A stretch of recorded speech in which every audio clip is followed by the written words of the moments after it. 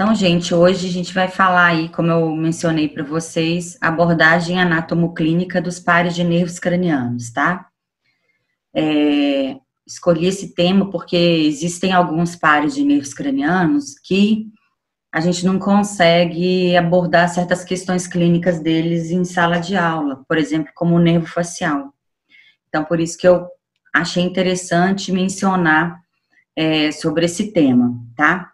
Então, a gente vai olhar aqui, o tronco encefálico, ele é dividido em bulbo, ponte, mesencéfalo, né?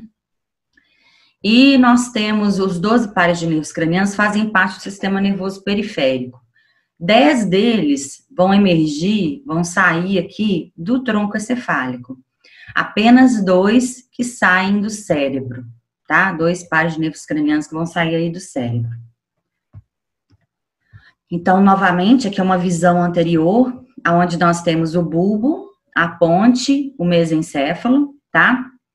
E aí, a gente vai falar um pouquinho aqui sobre onde esses nervos cranianos vão emergir, vão sair no tronco encefálico. Então, o primeiro par de nervo craniano é o olfatório, ele sai do cérebro. O segundo é o óptico, tá? Que vai sair aqui do hipocampo, do hipotálamo. O terceiro é esse daqui, o óculo motor, que sai aqui do sulco bulbo, do sulco pontino superior. Ele sai anteriormente no mesencéfalo. O quarto é o troclear, esse daqui, tá? Que também sai aqui do sulco pontino superior, no mesencéfalo. O quinto é o trigêmeo, esse daqui, que sai da ponte. Aí nós temos os que saem no sulco bulbo pontino, que é o abducente, facial, vestíbulo coclear. Esses três, o sexto, o sétimo e o oitavo, eles vão emergir aqui do sulco bulbo pontino. Depois, o nono, o glossofaríngeo é o nono, o décimo é o vago, o 11º acessório, saem aqui do bulbo, e aqui o 12º, o hipoglosso, que também sai aqui do bulbo. Então, se a gente for olhar neuroanatomicamente, onde esses pares de nervos cranianos emergem no tronco encefálico, seriam nessas regiões. Então, nós temos o primeiro par de nervo craniano, ele emerge do cérebro, aqui do bulbo olfatório, e ele recebe o estímulo olfativo e vai mandar lá para a área olfativa do cérebro, né? Então, o primeiro é o olfatório, o segundo é o óptico, terceiro, o oculomotor, quarto, troclear, quinto, trigêmeo, sexto é o abducente, o sétimo, o facial, o oitavo, vestíbulo coclear, o nono, glossofaríngeo, o 10º, vago, o 11º, acessório, o 12º, hipoglosso, tá? E aí a gente vai falar um pouquinho separadamente de cada um. Então, o nervo olfatório, que é o primeiro par de nervo craniano, ele emerge aqui. Então, aqui nós temos o trato olfatório e o bulbo olfatório, tá? O bulbo olfatório vai emergir aqui com as suas terminações olfativas. Observem aqui nessa imagem, as terminações olfativas, elas saem aqui da lâmina cribriforme do osso etimoide, tá? Então, essas terminações olfativas saem aqui do bulbo olfatório para receber o estímulo olfativo do ar. A gente observa, gente, não sei se vocês estão acompanhando, mas um dos sintomas do Covid-19 é a alteração no olfato, tá? No cheiro e no gosto, né? Se a gente for pensar na neuroanatomia do nervo olfatório e do nervo facial, que é o gustativo, nós vamos perceber que o processamento das informações lá no cérebro, da área gustativa e olfatória, elas interagem na interpretação do cheiro e do gosto, tá? Lá no cérebro. São nervos diferentes. A gente observa que o nervo olfatório é que é o primeiro par de nervo craniano, que emerge aqui do bulbo olfatório. O sétimo par de nervo craniano, que é o facial, que é responsável pela gustação, pelo gosto, é outro, mas na hora de fazer a interpretação do gosto e do olfato lá no cérebro, na área gustativa, eles têm interação. Então, por isso que às vezes, quando a gente está com sinusite, a gente não consegue interpretar o cheiro, mas também não consegue interpretar o gosto, tá? E o Covid-19, o vírus do Covid-19, ele causa uma isquemia no bulbo olfatório, tá? Ele causa uma lesão aqui no bulbo olfatório. Ela tende a melhorar com o tempo, né? Que é um dos sintomas, os sintomas mais clássicos do Covid, os sintomas mais comuns do Covid-19 é tosse, febre, fraqueza, né? Falta de ar e anosmia, tá? Então, essa alteração no cheiro e, consequentemente, no gosto, também é um sintoma relatado pelos pacientes. E aí foram observar que ocorre uma isquemia aqui do bulbo olfatório. Então, essa correlação clínica é muito importante hoje que a gente está vivendo com o Covid-19, tá? Então, aqui nós temos, né, as terminações olfativas no bulbo olfatório, vão receber o estímulo olfativo, vão levar esse estímulo para o tubérculo olfativo, tá? Que fica na parte posterior ali do trato. Depois vai lá para o núcleo medial dorsal do tálamo, onde vai fazer a interpretação, né? Do estímulo. E depois para o córtex órbito frontal aqui, para a interpretação do estímulo do olfato. Só que aqui no tálamo, e também no lobo temporal, que a gente tem uma área gustativa lá no lobo temporal, existe sinapse, conexões desses estímulos olfativos com a gustação, tá? O segundo par de nervo craniano é o nervo óptico, tá? Esse daqui, e ele cruza no quiasma óptico. Depois essa informação segue para o tálamo, tá? No corpo geniculado lateral do tálamo, depois lá no córtex visual. Então, a gente observa aqui, inclusive, gente, o nervo, só para lembrar, o nervo olfatório, ele entra na lâmina cribiforme do osso etimoide, tá? No crânio. Já o nervo óptico, ele vai sair, né? Entra não, sai, ele emerge no canal óptico, tá? Do crânio. A gente vai observar numa outra imagem. E aí depois cruza aqui no quiasma óptico e depois forma o trato óptico. Então, nós temos lá na retina, na parte posterior, a presença dos cones dos bastonetes, que vão transformar esse estímulo visual em um estímulo neural, tá? Ô, Sara, pode fechar 10h20, sim, a lista de presença, tá? E aí, lá na retina, acontece essa interpretação do estímulo visual em estímulo neural, vai para o tálamo. A gente sabe que o tálamo faz sinapse com o mesencéfalo, colículo superior do mesencéfalo, e depois lá para o córtex visual no lobo occipital, aonde vai interpretar esse estímulo visual. Nervo óculo-motor, que é o terceiro par de nervo craniano, tá? Esse daqui, o nervo óculo-motor, que é o terceiro par de nervo craniano, ele sai pela fissura orbitária superior e vai inervar a maior parte dos músculos dos olhos, com exceção do músculo reto lateral e o oblíquo superior, que são inervados por outros nervos que nós vamos ver agora. Então, aqui a gente observa o nervo óculo-motor, tá? Que nós vimos que inerva a maior parte dos músculos dos olhos, com exceção do reto lateral e oblíquo superior. Aqui o nervo troclear, tá? Que é o quarto par de nervo craniano, que inerva o músculo oblíquo superior, tá? Então, no olho nós temos os músculos dos olhos aqui. Nós temos o levantador da pálpebra, o músculo reto medial, reto lateral, reto superior, reto inferior, o oblíquo superior e o oblíquo inferior. Todos esses músculos são inervados pelo terceiro par de nervo craniano, o quarto, né, e o sexto. A maior parte deles pelo terceiro, que é o oculomotor. Só o músculo reto lateral, que é inervado pelo abducente, e o oblíquo superior, que é inervado pelo troclear.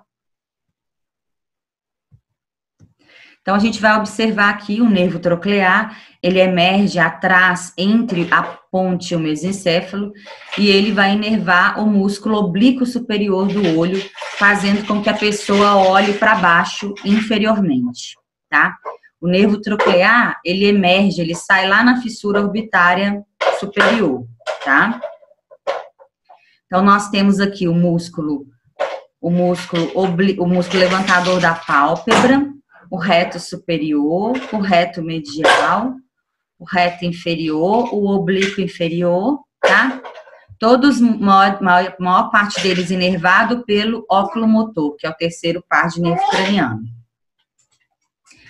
E aí nós vamos para o quinto par de nervo craniano, tá? Gente, os nervos que inervam a musculatura dos olhos, se eles paralisarem, tiverem lesão, o paciente vai apresentar alterações visuais relacionadas com a lesão de cada um. Por exemplo, se o paciente tem estrabismo, se ele olha para dentro, se ele tem estrabismo, é uma lesão do músculo reto lateral, que é inervado pelo nervo abducente, tá? Se o paciente tem uma alteração visual, aonde ele fica olhando para cima, assim, inclinado obliquamente para cima, é lesão do nervo troclear, porque o nervo troclear inerva o músculo oblíquo superior, que faz a pessoa olhar obliquamente para baixo, tá? Então, dependendo, e se o paciente estiver olhando obliquamente para baixo e não consegue olhar para cima, é lesão do nervo oculomotor. Então, dependendo do tipo de lesão do paciente, ele vai apresentar essas alterações visuais, tá? Essas correlações clínicas aí. Então, a gente observa aqui o nervo trigêmeo, que é o quinto par de nervo craniano, tá? Ele emerge aqui da ponte e ele possui 3 ramos, por isso que o nome dele é trigêmeo. Ele tem o ramo oftálmico, o ramo maxilar e o ramo mandibular, V1, V2, V3. Observe que todos aqueles nervos que vão para o olho emergem da fissura orbitária superior. Já o nervo trigêmeo, o ramo V1 dele, que é oftálmico, emerge da fissura orbitária superior, o V2 do forame redondo e o V3 do forame oval, tá? Do crânio. Então, aqui a gente observa o ramo oftálmico, V1, o ramo maxilar e o ramo mandibular. Então, o nervo trigêmeo ele é muito importante na inervação sensitiva de toda a face, a sensibilidade de toda a face, e ele inerva também os músculos da mastigação, tá? E pode ter inflamação desse nervo, que é a nevralgia do trigêmeo, onde o paciente causa uma dor muito forte na região da face, tá? Como o trigêmeo também inerva a cabeça, quando a gente sente dor de cabeça, cefaleia, seria uma inflamação aí do nervo trigêmeo, tá? Uma irritação do nervo trigêmeo. Como eu falei para vocês, o sexto par de nervo craniano é o abducente. Ele emerge aqui do sulco contínuo e sai na fissura orbital superior. Ele também vai inervar o músculo do olho, o músculo reto lateral.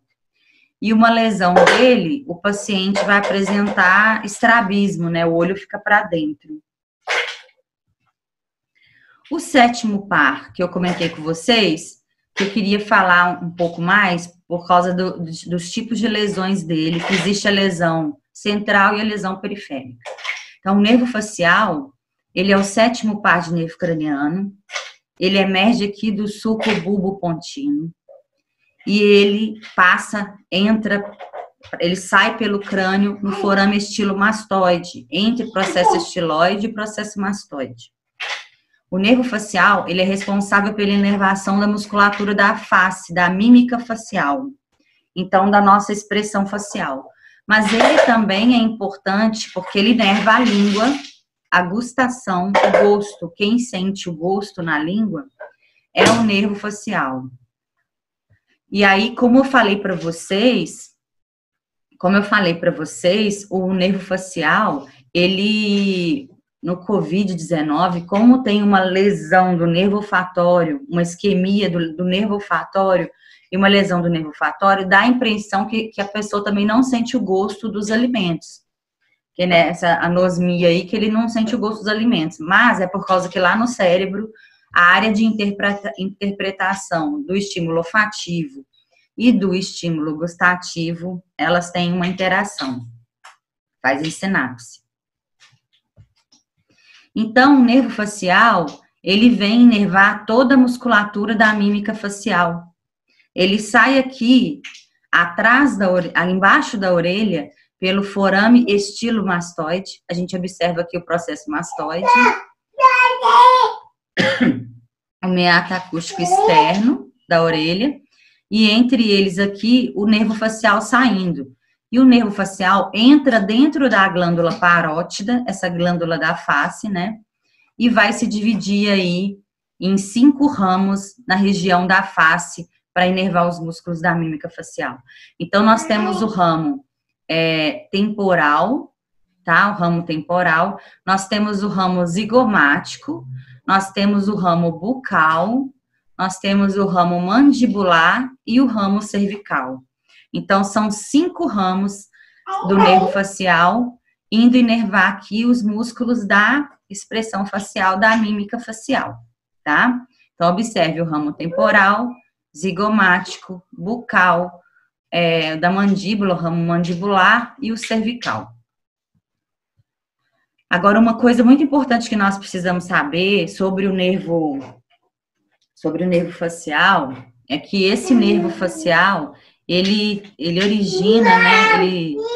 Ele origina aqui do núcleo facial na ponte, a gente observa aqui, mas nós temos também o núcleo solitário. Então, o núcleo facial e o solitário que vão formar o nervo facial, tá? E só que o núcleo facial, ele recebe informações lá do córtex cerebral, tá? Ele recebe informação lá do córtex. Então, nós temos aqui o trato córtico-espinhal, que vai descer, e aí ele manda, o trato córtico-espinhal, que sai da área motora, manda fibras para fazer sinapse com os núcleos faciais na ponte, tá? Então, aqui é uma imagem que representa bastante essa inervação da face. Então, os neurônios lá no córtex cerebral, na área motora, vai descer com seus axônios, né, na coroa radiada, na cápsula interna, vai descer o trato córtico-espinhal. E aí, o do lado esquerdo faz sinapse aqui com o núcleo facial do lado direito, lá na ponte, tá? E a mesma coisa acontece aqui no lado direito, o córtex cerebral, o trato córtico nuclear, ele faz sinapse com os núcleos da ponte do lado esquerdo. Só que, ao mesmo tempo, esse córtex também manda informação para o núcleo. Aqui são os núcleos superiores, aqui os núcleos inferiores. Então, observe, o núcleo facial, que fica lá na ponte, que vai formar o nervo facial, ele tem ramos do córtex do mesmo lado, mas também tem ramos do córtex do lado oposto. E aí, esse núcleo ventral aqui do nervo facial inerva a parte inferior da face, e o núcleo dorsal aqui do núcleo facial inerva a parte superior da face. Então, o que eu quero dizer para vocês? Quando tem uma lesão periférica, aqui, por exemplo, tem a paralisia da metade da face do mesmo lado, tá? Por exemplo, quando você sai do quente para o frio. Repete da face interna, por favor. Ah, tá. Aqui, a face, ela é inervada pela parte superior do olho aqui, a gente tem inervação do núcleo dorsal. A parte inferior da face é inervada pelo núcleo ventral. Os dois são núcleos faciais, que ficam lá na ponte. Esses são os núcleos, é o núcleo do nervo facial. Tem a parte ventral e a parte dorsal. A ventral inerva a parte inferior da boca e a dorsal a parte superior, tá? Só que a gente observa que esse núcleo facial lá na ponte recebe informações do lado oposto e também do mesmo lado, tá? Então, quando o paciente tem uma isquemia cerebral, ó, quando o paciente tem uma paralisia facial periférica, ele tem uma lesão do nervo facial aqui embaixo. Por exemplo, o herpes zoster ou sai do quente para o frio. Então, a face do paciente fica toda paralisada, porque é uma lesão periférica. Quando você tem uma lesão... Espera um pouquinho, gente. Marcelo, fica um pouquinho com ela, então.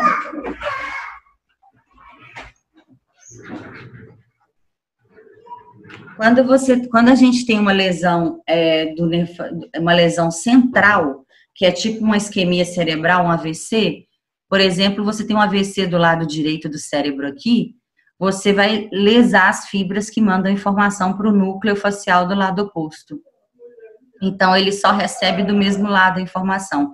Então, quando o paciente tem um AVC, que é uma lesão central, ele vai ter uma paralisia da boca, mas o olho não paralisa, o olho abre e fecha normalmente.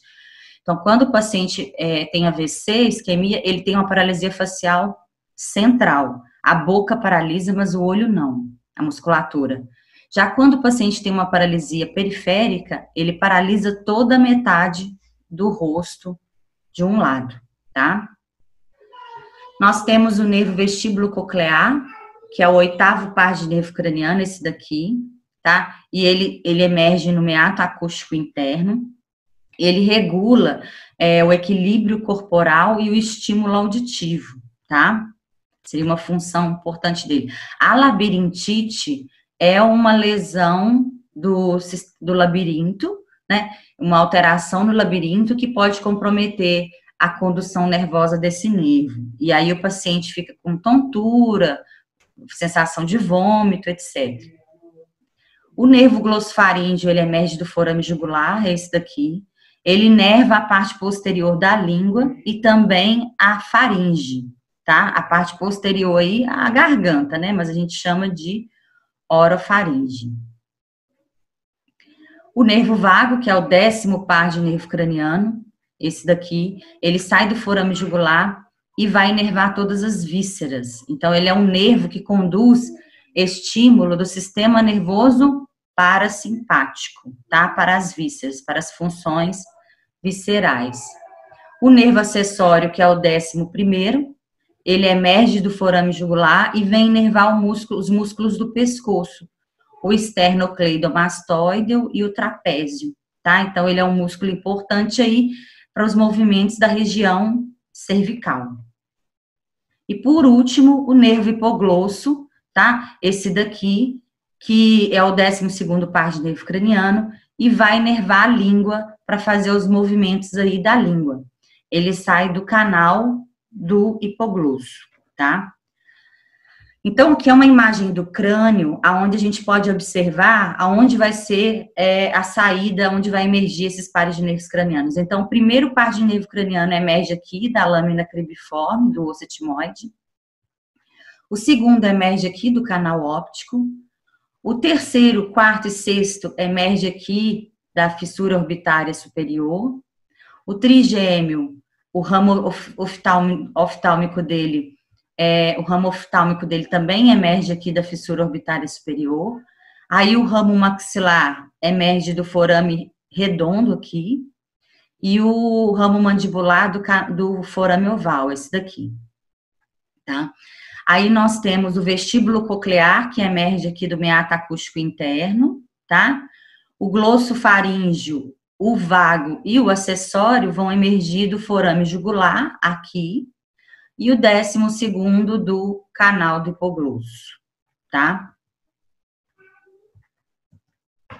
Aqui é uma imagem do crânio, onde a gente consegue observar também a saída desses pares de nervos cranianos. Então, aqui em cima, ó, o bulbo olfatório, emergindo aqui na lâmina cribiforme do osso etimoide, o nervo óptico aqui, o segundo par do canal óptico, o terceiro par aqui, o nervo oculomotor, emergindo aqui da fissura orbitária superior, mas aqui também emerge o troclear e o abducente, mas não está dando para ver aqui. Aqui é o nervo trigêmeo, né, onde a gente observa saindo aqui do forame oval o ramo maxilar, do forame redondo o ramo oftálmico, tá? E também tem o ramo da fissura orbitária superior. Aqui é o vestíbulo coclear, o oitavo par de nervo craniano, emergindo do meato acústico interno. E aqui a gente observa o nono, o décimo e 11º par de nervo craniano emergindo do forame jugular. E aqui embaixo o nervo hipoglosso emergindo do canal do hipoglosso. Então, todos os pares de nervos cranianos saindo aqui, emergindo no crânio por esses forames, tá? Então, gente, eu tirei as imagens da palestra do Netter, do Moore, do Drake aí, e do Neuroanatomia do Ângelo Machado, tá? Então, a gente tem que observar que as aplicações clínicas existem para todos os pares de nervos cranianos.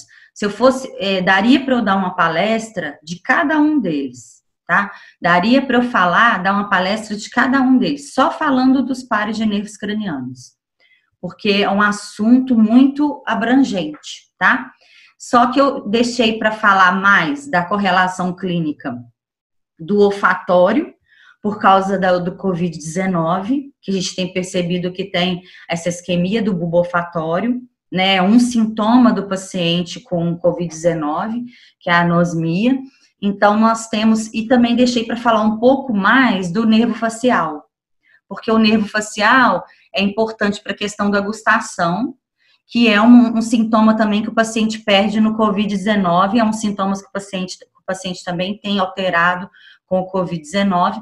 Então, e deixei para falar mais dessa correlação clínica mais aprofundada dos dois, tá? Porque realmente a gente tem uma palestra de 30, 40 minutos, né? Não dá para estender muito, então deixei para falar mais aprofundado da questão da correlação clínica dos dois, por causa do Covid-19, tá? Que é um sintoma que a gente tem observado aí nos pacientes. E também porque quando a gente fala do nervo facial, a gente não costuma aprofundar na lesão do sistema nervoso central, do nervo facial, e da lesão do sistema nervoso periférico. Então, quando o paciente tem um AVC, ele tem uma paralisia só da boca, tá? O olho dele abre e fecha normalmente, a gente chama isso de paralisia facial central. E quando o paciente tem uma lesão periférica do nervo facial, ele paralisa toda a hemiface, tanto o olho quanto a boca. E aí nós vimos lá por quê. É por causa da formação do nervo facial pelo núcleo facial, né? E que ele recebe fibras do trato córtico-espinhal, formando as fibras córtico-nuclear, tá? Gente, tem alguma dúvida? O que vocês querem comentar alguma coisa?